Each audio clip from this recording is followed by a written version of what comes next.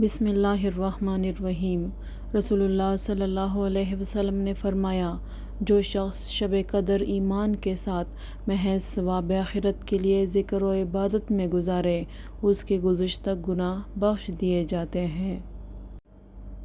حضرت صلی اللہ علیہ وسلم اپنے حجرے سے نکلے، لوگوں کو شب قدر بتانا چاہتے تھے۔ وہ کون سی رات ہے؟ اتنے میں دو مسلمان آپس میں لڑ پڑے۔